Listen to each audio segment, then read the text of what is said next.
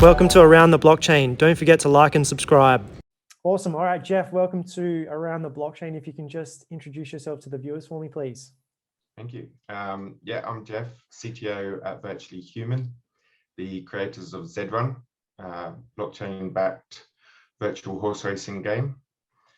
I'm passionate about remote work, blockchain, and the metaverse. Love the art of building product correctly and the craft of software engineering behind that. Originally from the UK, moved to Australia in 2009, and here I still am. Been here ever since. How did you get into the crypto space, Geoff? I always like to ask this question. Yeah, good question. So, I mean, I was aware of crypto probably back 2013, 2014. That's when it first came on my radar. I think I'd read the Why Bitcoin Matters article that is now infamous by Mark Andreessen. At the time, to be honest, I was a little bit skeptical. I told myself that, yeah, this is interesting, it's cool, but I thought it might be, say, the first stab at something like this, and there might be many more to come. I guess I was kind of half right, because obviously Bitcoin has very much still stamped its mark, but then Ethereum has followed closely behind, with obviously many others climbing the ladder too. Yeah, I mean, it's an amazing space. I think I wake up every day like bouncing out of bed. Like, everyone I work with is passionate, intelligent, motivated, courageous, innovative. It's the most energizing space I've ever worked in. Yeah, and it wasn't really until 2017 that I actually myself took a stab at investing. And at that point on, I was truly hooked. Yeah, awesome. What did you invest in back in 2017? Bitcoin, Ethereum, Litecoin, Ripple. I think that was pretty standard back then. It's probably the top four. And then, yeah, I had to play around with a few others.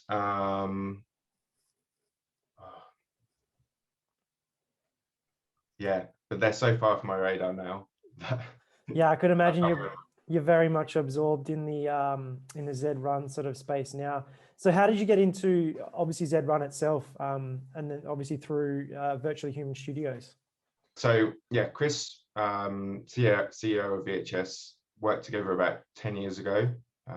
When he left that business, we stayed in touch. And from that point on, he's started several really interesting businesses. And every time he was starting up a new business, he'd give me a call, tell me what he was doing, ask for feedback. And I really enjoyed doing it. And I was kind of envious. Like, I'd always wanted to start something. I had actually started something when I was around 16. Like, I built my first website, taught myself how to code. And then this website was super successful, so that I then had to start a web hosting business to be able to fund the servers that this hip hop website was running on. So since then, I've always wanted to do this, but for whatever reason, I never took the plunge. So yeah, I was super envious of Chris, and always loved to hear what he was up to. Early in 2019, Chris and Rob had launched the MVP of ZED, which was essentially just selling the NFTs. Yeah. At the time, I was working as a product manager in an edtech startup here in Sydney. That wasn't all it was cracked up to be for me. So I left there, and about 2 or 3 days after leaving, I had a call from Chris, similar to the calls I'd gotten previously, to say, hey, have you seen what I'm doing? what do you think? And I was like, yeah, I've seen it. It's super cool. And he's like, could you maybe come in and help us manage some engineers, because we're getting a bit of traction and we need to build this curriculum. We're not quite sure of the right way to structure it. And I was like, yeah, sure. I'll come in for a couple of weeks. You know, I'm still here 2.5 years on. Yeah, wow.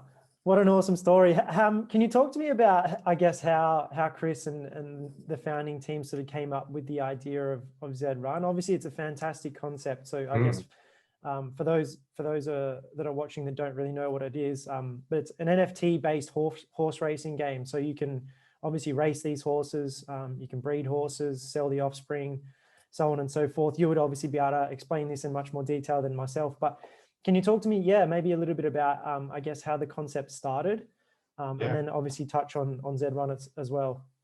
Yeah, absolutely. So the idea was initially sparked by Chris after he'd been contracted to do some blockchain research for a bet making company here in Australia, and they were looking at how they could innovate. And I believe he came back with some research to them, and they weren't ready for it.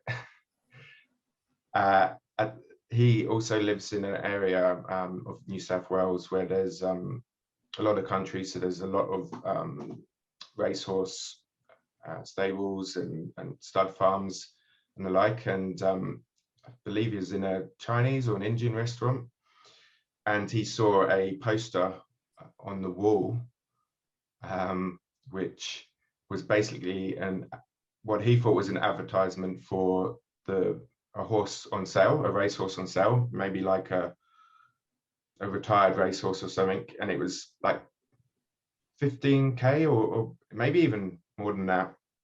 And he was like, oh, that horse is cheap. And then he zoomed in, and it was like 15k to breed with it. And he was like, oh, to breed with it? And so, yeah, with his research into the blockchain, I think some of that honed into, say, CryptoKitties and what they'd done with NFTs to obviously like pioneer the ERC 721 standard. A few light bulbs went off. He connected the dots, and he was like, oh, this could be really interesting to do the same, but almost a more mature, more relatable version of CryptoKitties.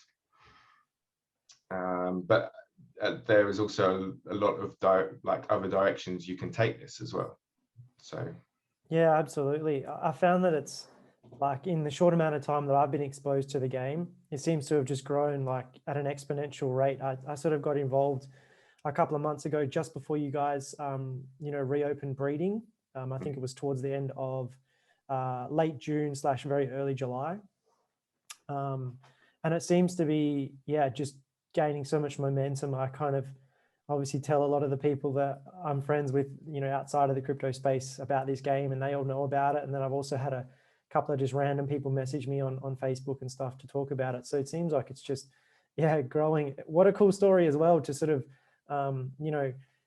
just see some, like a poster on the wall, whatever, advertising a real world horse out as a stud and what have you, and realizing that, okay, there's an opportunity here. So can you talk to me a little bit about maybe some of the sort of hiccups in the early days, and then obviously we can kind of move on through the ZED RUN timeline? Yeah, sure. I don't think we had that many hiccups in the early days. We had lots of learnings, as every project does. I think in the early days, the real challenge was deciding, because it was a really small team, it was deciding the priority in which we should roll things out. And the two sort of core features that are now out today was breeding and racing.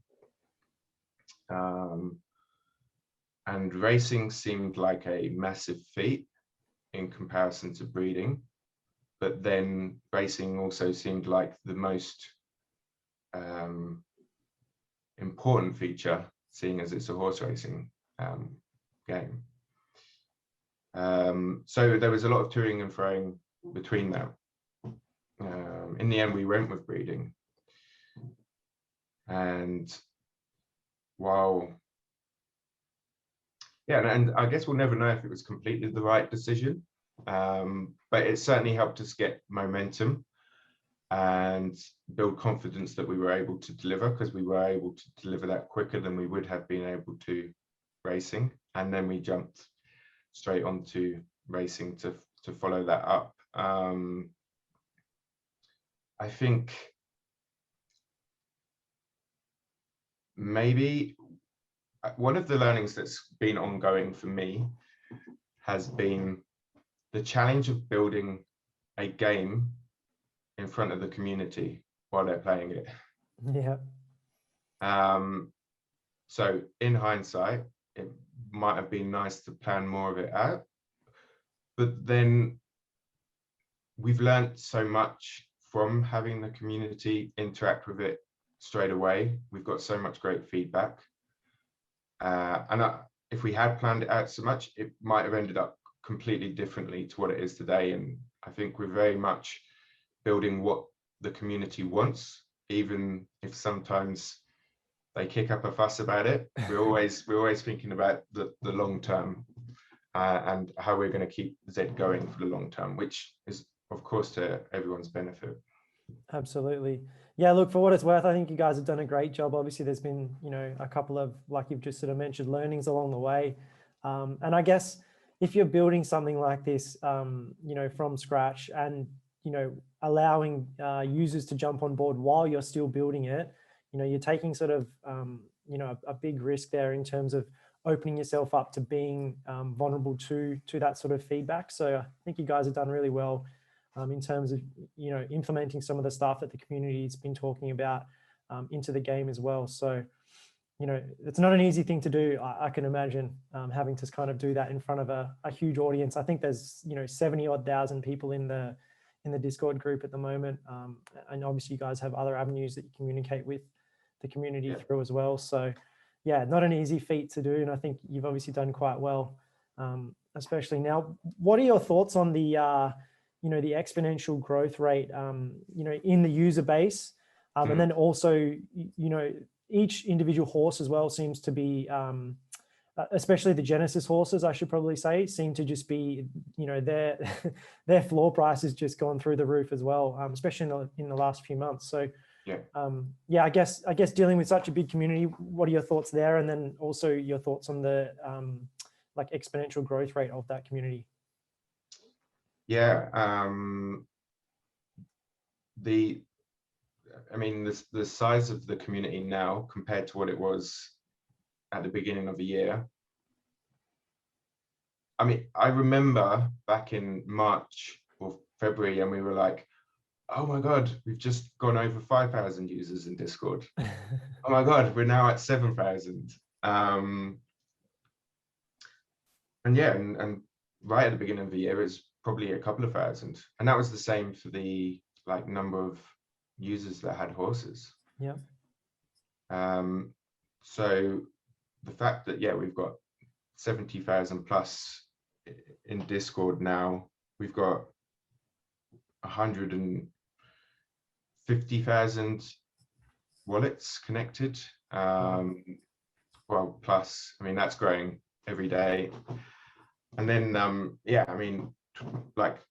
over 20,000 users who've got horses in their wallets. And we were doing 150 races per day. We're now doing 3,000 races a day, and that's actually kind of being capped as well. So we've just made some changes to actually allow the racing to grow. So I'm really excited to see what that will be like in another 6 to 12 months. How do we deal with the community, exponential growth? Well, we listen. we listen a lot. I think unless they're hearing instantly from us, they often feel like we're not listening, but that's all we do. The problem is, as the community grows, the feedback and the ideas can become so much more diverse. So while you might please one person, but you're not pleasing another, and so there's no way to keep everyone happy. Yeah, I can imagine that would be a massive challenge. Yeah. However, it makes it more interesting and exciting because it's more of a challenge and more of a problem for us to solve. So, I mean, myself, Rob, Chris, Ebbs, Luke, our product managers, Boris, our designer, they've done an incredible job to ingest this information and continue to objectively try and make the right choice, and yeah, all of the data that we receive as well. So that, like, it's interesting if we reflect on, say, the changes we've made in the past week. So we've implemented fatigue into racing. So what that does is it limits the amount of races that a horse can do per day. And this is based off a formula we have in the back end, which, based off how many races they've done and a fatigue factor that we apply, they're able to, we basically just slow the horse down. Yeah. Which obviously, inhibits the racing. But what it does is it opens the field up to users who previously have felt uncomfortable with racing because there were these monster horses in stables where people just like really knew their horse and they knew the right race to put it in, and they were just killing the field. And those newer users were thinking, why do I put my horse in this race when I think I'm going to lose? So now those monster horses are not running as frequently. We're now seeing almost double the amount of horses out there running right now in just a few days. Wow. And the number of active racers has gone up by almost 20%. So while there are some negative sentiments and the community, certain members of the community feel like held back, it means it's bringing more people in. Yeah, absolutely. Those are big numbers, obviously, increasing the races from the early days, like you mentioned before, from 150 races to over 2,000 races. And then now sort of trying to, make that, make racing more inclusive. I think those are really, really good things. How's the feedback been from the community with the fatigue, implementation of the fatigue? Yeah, so we've got quite a bit of negative feedback. We've also got quite a lot of positive feedback. The negative feedback is potentially from users who have those monster horses that are not able to race them as much because they obviously have been profitable for them. But then there is that positive feedback where users have, they've just pulled their horses out of the stable and they've started throwing them into races, and they appreciate being able to do that. Now, is fatigue in its current state the way it's going to stay? Perhaps not. Like, we're going to digest all of the feedback that everyone's given us, and we're going to potentially fine tune it, and then we'll maybe create a bit more balance. We do have to be really careful because you can't always listen to the loudest voice in the room. Yeah, absolutely. So we can't react on that instantly. We have to take a step back, look at all of the data, do some surveys potentially, and really understand the impact across the whole community, and not just from a few who are immediately upset. And have you had any feedback in regards to breeding? Obviously, breeding was something that you guys put a pause on for a little while, and then, like I was saying earlier, opened up. I'm pretty confident it was late June, early July this year. Yeah. And then there were obviously a couple of sort of pain points in maybe the first week, and then everything sort of seemed to be ironed out after, I think, maybe the 10th or the 15th of July, somewhere around there. And it seems to have all just been running, very, very smoothly. Like I said to you earlier, I'm a player of the game, so I do breed horses. I haven't had a problem since. It's been very simple to do. So how have you kind of found the breeding aspect? Yeah, I mean, we definitely had some hiccups there, and we've had a tendency, because of the size of the team and the speed at which we've wanted to move with a small team, to in the past roll things out quickly, and that's partly so we could get feedback and iterate on it really quickly. However, the community was, a lot smaller when we were doing that, so we've had to adapt with the way, we're approaching the delivery of features, though we were still kind of shifting out of that mode when we rolled out breeding. So that was a big sort of wake up call, and we've now taken the opportunity to slow things down, but that's okay, because we're growing the engineering team, we're growing the product team. So while we are slowing down internally because we're bringing in new team members, we will be able to kind of keep up that cadence just through having more people working on it. In terms of where breeding is right now, yeah, we're very happy with it. We've made some further tweaks even after the dates you mentioned, and we haven't finished there either. Like, we are continually digesting the feedback from breeding and how everyone's engaging in it, and there will be improvements to come. Yeah, absolutely. Look, the amount of horses is sort of grown like exponentially as well, even over the last couple of months. I think when I sort of first was introduced to the game, I believe there's about 35,000 horses in the ecosystem. I think there's close to, correct me if I'm wrong, but I think there's close to over 90,000 horses at the moment in the game. Yeah. Yeah, I kind of want to check right now because I haven't done for a little while. I know, I mean, there's so many metrics that we're keeping an eye on. I think I last checked that one maybe a week and a half ago, and at that point it was probably around 85,000. So what you've said could very well be the case, 90 plus, even close to 100 by now. Yeah.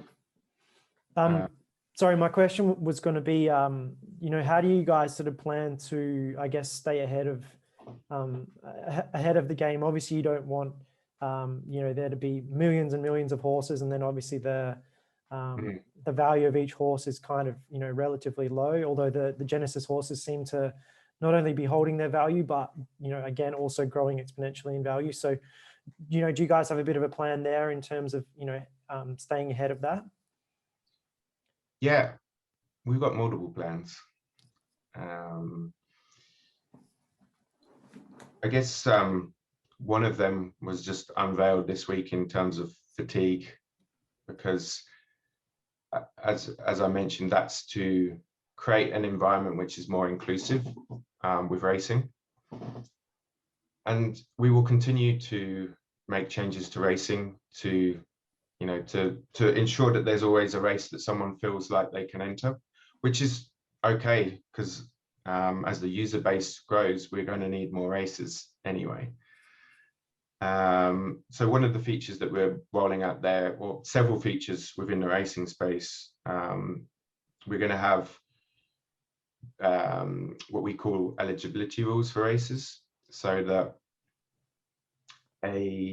we can specify these rules on certain races where maybe you can only enter it if you've got a win rate under 5% or a win rate under 10%, so that it again creates this race which feels like you have a chance, and there's not a horse in there that has a win rate of 20%, right? Because they're quite scary to race against. And then we can have some fun with those rules. It might be just like, okay, here's a race for non-Genesis horses exclusively, or here's a race for peach puff horses. Like, there's a lot of different ways that we can slice that. I mean, we're going to be exploring other NFTs, skins being the soonest on the horizon. So that allows their users to customize their horses, and they'll be able to sell the skins and the racehorse separately, or pair them and sell them as a bundle. Wow. And one NFT, which is probably a little further on the roadmap, but I'm quite excited about, so I always bring it up, is racetrack NFTs. And why that's really cool is because it means that a user can own and manage their own racetrack, and they can create the events that are on them. They can decide the fees. They can decide where, you know, they can create their own little micro business, like people have done with breeding and like people have done with racing, but being a racetrack manager now. Wow. And that plays well into another feature, which we may start experimenting with before racetrack NFTs, which is just user generated racing. So you can jump in and you can spin up your own race, and you could potentially, you know, make that private race. So it could be one you just share with your mates, or if you're having a party, you know, you're like, let's all have a race, set up a race, and then, you know, no one in the rest of the community is going to jump into a race. And then, yeah, play with other things like, you know, head-to-head races. So just have 2 horses in a race. Even, so yeah, users could do almost like a pink slips race, and if the winner of it takes the horse, like stuff like that. Very interesting. Yeah, I had a good friend of mine sort of ask me, how does racing work? And he'd sort of use the example of, you know, what if me and my mates are at the pub just on a Friday afternoon or whatever, and I've got a horse and my friend's got a horse and we just want to race it against each other. Can we do that? And I said, oh, look, not at the moment, but you know, that's a great idea. So I guess he'll be pretty excited to hear that that's going to be a possibility in the future. Owning a racetrack as well sounds like an awesome feature as well. So that's going to be exciting to obviously implement. Yeah. I'm not sure how far away that is. Like you've just sort of said, it's probably a little while down the roadmap, but that's still a pretty cool thing to kind of find out about. So.